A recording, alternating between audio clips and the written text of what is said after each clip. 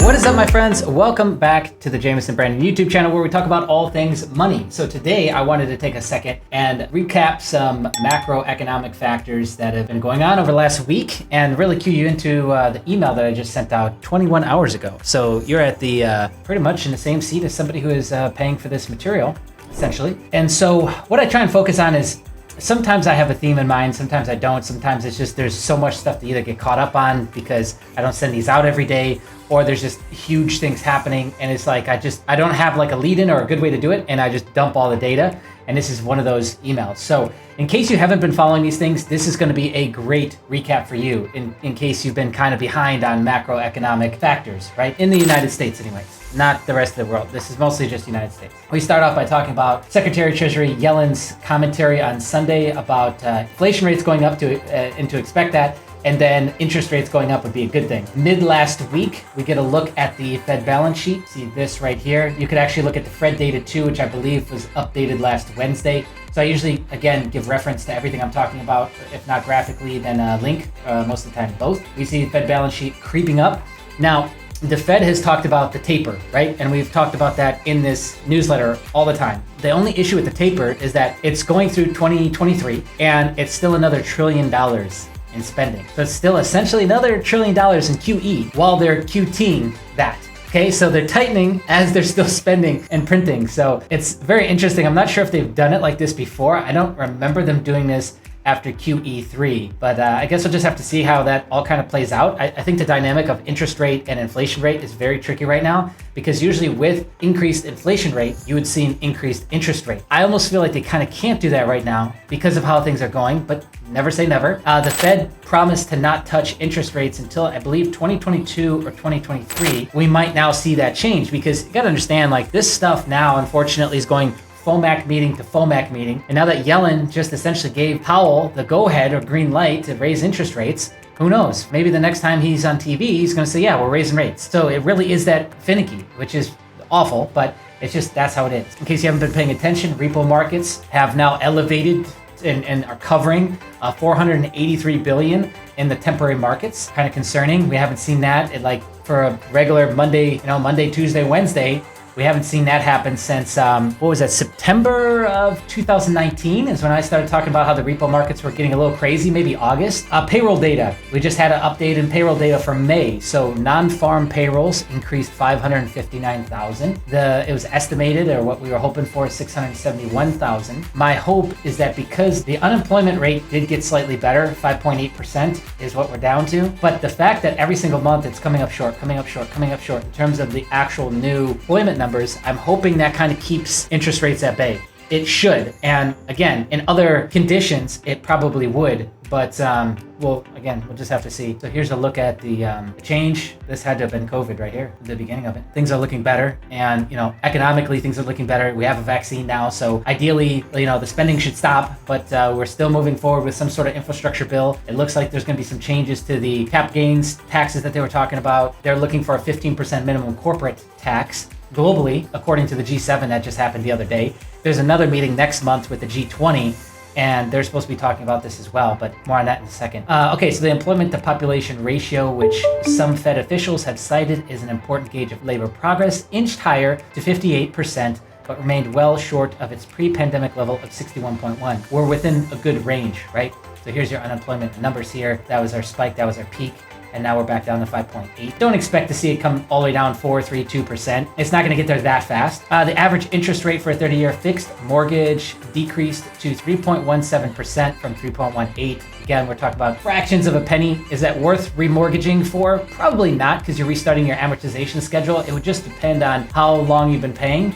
If you're within the first 3 years, you'd have to figure out if the new closing costs are even worth doing it. But, you could be looking at this. And this rate compared to what some of you locked in at, maybe 5-6%, yes, that does make a difference. And if we're in the first 1 to 3 years, probably might want to look at doing that. Mortgage Bankers Association said applications for mortgage purchases fell 3% and were 2% lower than the same week a year ago. So again, it seems like the housing frenzy in terms of mortgages and buying new homes is starting to kind of subside a little bit. Obviously, estimated $35,000 added cost to new builds in the US because of supply chain issues doesn't help that and doesn't really add positively to that. But maybe we're getting a little cooling off effect happening. Okay, interesting survey data. According to Alignable, survey of 3,772 small businesses, about 35% are at risk of closing permanently by the end of summer. They are on life support. They need money injections now. That's unfortunate because, I mean, it really isn't that hard to see the toll that this has taken. The backed up, the forbearance on your personal mortgage, all the costs associated with not working or not running a business for some 5, 6, 7, 8, 10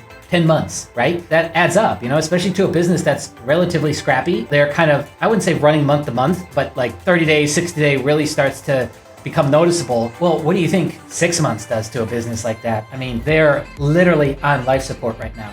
And that's unfortunate to hear. Here's a breakdown. This isn't a free email, by the way. This is paid. I do link to this, and you can search that out. Alignable SMB survey. Who's at risk, right? Entertainers, artists, retailers, restaurants, construction, health, and wellness. Keep in mind, there's an unpaid federal student loan amount of $435 billion. Even if Biden does decide to give a $10,000 forgiveness plan of some sort, I think that'll help, but you ever notice how it's just never enough, right? Like if you wanted to do it and this is really your aim to just do it and help, then help, right? All or nothing. I don't know what the breadcrumb idea is. The breadcrumb is to keep you, I just feel like, and this is where people get conspiratorial, is like the breadcrumb thing is to just keep you on the mouse wheel, I feel like. The hamster wheel, rather. If you want to get them off the wheel, get them off the wheel. It's that simple, right? And that really would help. Just like, continuing to push off the other disaster, which is now forbearance loans, which who knows how much that's totaled. I haven't really checked in on that in a while. I can't really find recent data on it, but I'm sure we'll be hearing about that again soon because it keeps coming up on expiration, and I think they just keep pushing it back. So that's another ticking time bomb. Okay, long-term bull Phil Orlando warns inflation levels are going to keep rising. Obviously, he also warns that inflation is the top risk for the bull market, and that investors are in for a wake-up call this summer. Could be a dry, cold, dark summer. Okay. On the other side of things, a Hong Kong parking spot sells for 1.3 million.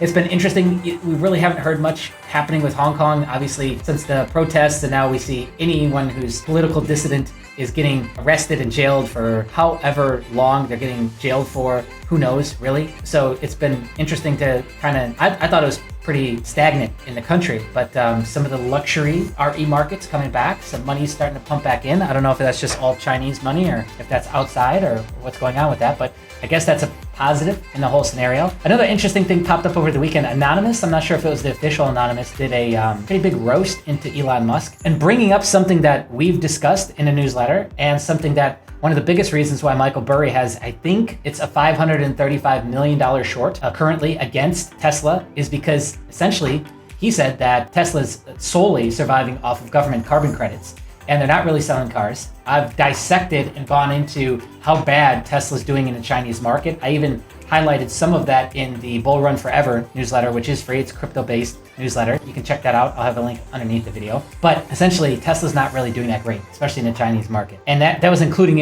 exports out of China to other countries. They're not doing that great. And the other odd thing is, and they brought that up in this video, and I thought that was really, really a good point, was that if it was Elon Musk and he made Tesla, and this is all, he's a genius and this is all his genius, is I just find it odd that he hasn't already thought of ways for the dirty energy, even dirty energy he uses, to be used in a more efficient way by tuning and tapping in mining to the backside of that. We've talked about how some of the natural gas that's wasted could be utilized for mining, and how some of that already synergistically is starting to happen. Because obviously from a carbon standpoint, Tesla's one of the dirtier options. Like electric batteries, that stuff's not as green as you think it is.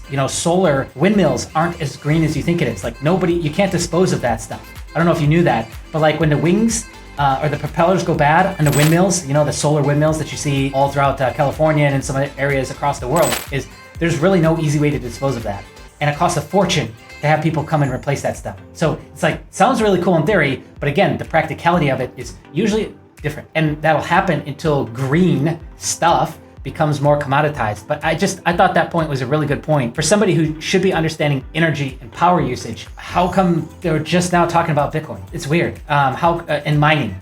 How come they haven't been thinking about this all along for a way to make money off the back end and minimize losses and stop wasting, right? Which I thought that was kind of like his whole energy, like his whole stance is like kind of come out and be woke and talk about the green aspect of it. I just thought that fell pretty flat to anyone who's paying attention. Okay, so some Chinese American news. China's US Treasury holdings did uptick 19 billion from year over year. The last March updated data, to keep that in perspective, is Ireland is up 39 billion and Taiwan 26 billion. So is 19 billion really that much? No. And China isn't buying as much worth of goods. So China bought 13.11 billion worth of goods from the US in May. That's down a little bit from April. But keep in mind that the US remains China's largest trading partner on a sole country basis.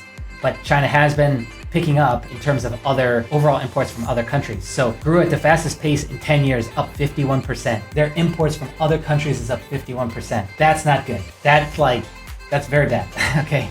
In my eyes, that's very bad. Lastly, Russia cuts US holdings from National Wellbeing Fund. And let's wrap up with this. Again, the topic of tax rate, corporate tax rate's been pretty popular, I would say, lately. And so the G7 just met last Saturday, and they're presenting this idea, which Biden has also presented this idea to the GOP, that they want to do a 15%, at least a 15% corporate tax rate. US wants to do that, but globally they want to do that. I think it's weird that that's just now happening. Also, too, we can't deny, we've all read the story now about, Google and Facebook and big tech and how they use countries like Ireland to skirt how much they pay in taxes, and the billions of dollars now that have not been paid towards taxes and have been essentially diverted, rerouted, hidden, stolen, whatever word you want to use, over the years because of how they've set up their corporate entities. I do think that kind of shuffling and bullshit should stop to a degree, especially with big tech, because those tens of billions, hundreds of billions of dollars now is what leads to them buying out more big tech and becoming bigger tech.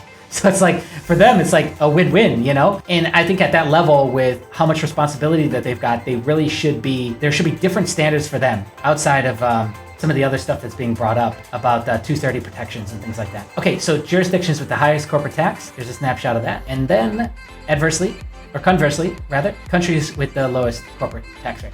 Quick chat of that. Cool. Yeah, that's all I got for you. Just wanted to give you a quick macro update in case you haven't been paying attention. There you go. Now you're in the know. If you like this, thumbs it up. Comment below if you got something to say. If you're brand new to the channel and you like this sort of thing, then go ahead and click the subscribe button. And we'll see you again real soon in another video. Bye.